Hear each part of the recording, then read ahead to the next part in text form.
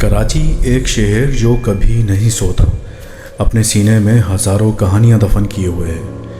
کچھ کہانیاں سمندر کی لہروں میں گم ہو جاتی ہیں، کچھ پرانی عمارتوں کے سائے میں دم توڑ دیتی ہیں، مگر کچھ ایسی ہیں جو شہر کی نئی نسلوں کی سماعتوں میں خوف بن کر گونجتی رہتی ہے۔ یہ کہانی ہے کارساز روڈ کی، ایک جدید شاہراہ جو شہر کے اہم حصوں کو جوڑتی ہے، مگر اس کی تاریخ ایک خوفناک اور سچی داستان کی گواہی دیتی ہے۔ یہ کہانی ہے لال جھوڑے میں ملبوس ایک دلہن کی، جو محبت اور موت کے درمیان پھنس کر ایک بھوت بن گئی۔ یہ قصہ ہے 1968 کا۔ کراچی اس وقت تیزی سے ترقی کر رہا تھا، نئی سڑکیں بن رہی تھی اور شہر کے متوسط طبقہ خوشحالی کی طرف گامزن تھا۔ ایسے ہی ایک نوجوان جوڑے اسد اور زویا کی شادی کی تیاریاں عروج پر تھیں۔ ان کی محبت کسی فلمی کہانی سے کم نہ تھی اور ان کی شادی کو اس وقت شہر کی سب سے شاندار شادیوں میں سے ایک مانا جا رہا تھا۔ زویا گہرے سرخ جوڑے میں ملبوس اور اس کے ہاتھوں پر سجی مہندی اور پاؤں میں چھنکتی گھنگروؤں کی آواز نے ماحول کو مزید دلکش بنا رکھا تھا۔ اسد نے اپنی شادی کے لیے ایک نئی گاڑی خریدی تھی جو ان کے نئے سفر کا آغاز تھا۔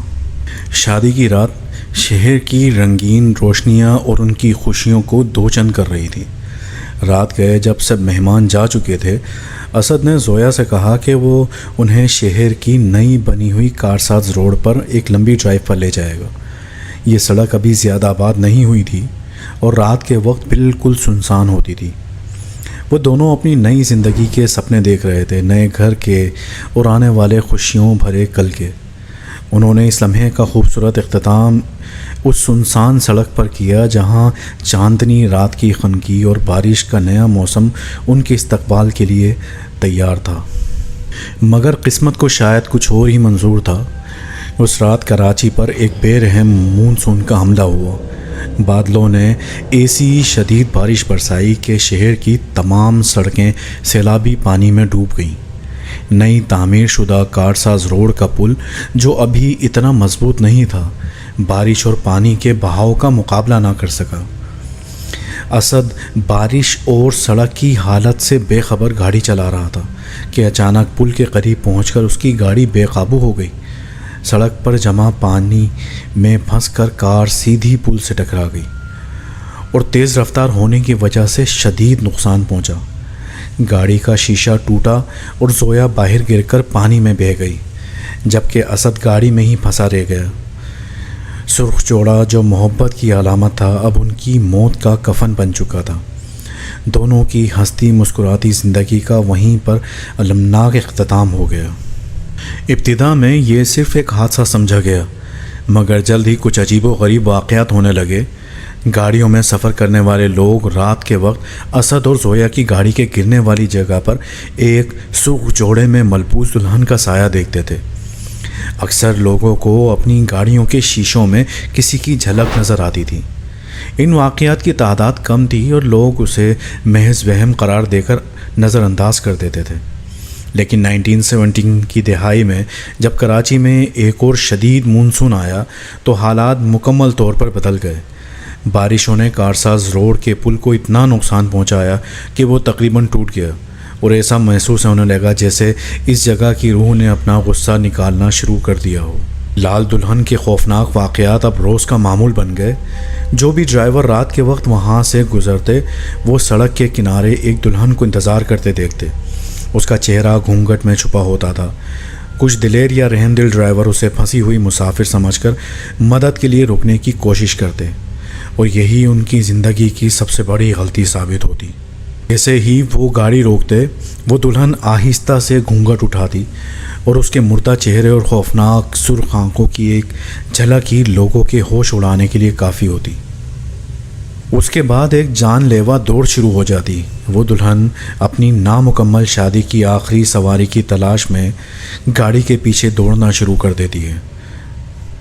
لوگ کہتے ہیں کہ وہ اتنی تیز دوڑتی ہے کہ کسی بھی تیز رفتار گاڑی یا موٹر سائیکل کا مقابلہ کر سکتی ہے، اور اس کے قدم زمین پر نہیں پڑتے، اور اس کی خوفناک چیخ بارش کی آواز اور انجن کی گرج کو چیرتی ہوئی ڈرائیور کے دل کو دہلا دیتی ہے۔ یہ خوف اتنا بڑھ گیا کہ رات کے وقت کارساز روڈ پر ہر ڈرائیور کے دل میں ایک ہی ڈر ہوتا تھا کہ کہیں لال دلہن نظر نہ آ جائے۔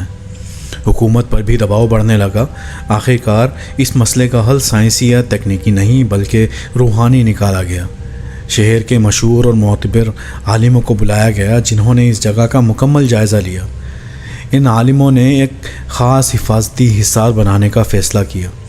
انہوں نے ہزاروں لوہے کی کیلوں کو دعاؤں اور تعویذات کے ذریعے باقاعدہ مقدس کیا اور انہیں پل کے ارد گرد اور اس کی بنیادوں میں ٹھوک دیا۔ یہ ایک روحانی قلعہ یا حصار تھا جس کا مقصد اس بھٹکتی روح کو اس جگہ سے آگے جانے سے روکنا تھا۔ اس حصار کے بعد کچھ عرصے تک واقعی سکون رہا۔ لال دلہن کے واقعات بہت کم ہو گئے اور یہ کہانی صرف ایک لوک داستان بن کر رہ گئی، لیکن اس کے ساتھ ایک انتباہ بھی جڑا ہوا ہے۔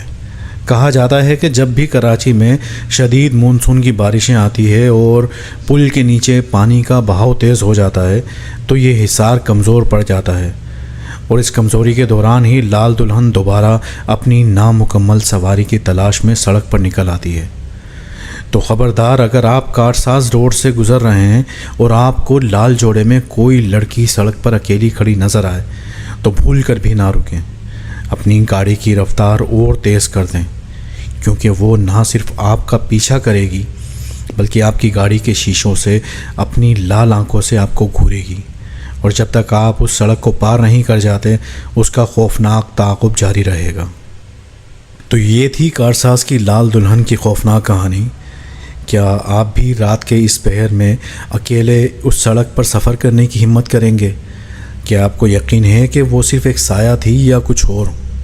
اور مزید سچے واقعات اور سچی کہانیاں سننے کے لیے ہمارے چینل کو سبسکرائب کر لیں، اور اگر آپ کے پاس بھی کوئی ریئل اور اسکیری سٹوری ہے تو ہمیں شیئر کریں۔ آپ ہمیں کمنٹس میں یا ڈسکرپشن میں دیے گئے ای میل اور واٹس ایپ پر بھیج سکتے ہیں، اور نیو سٹوریز کے لیے بیل آئیکن ضرور دبائیں تاکہ آپ کو سب سے پہلے نیا کنٹینٹ ملے۔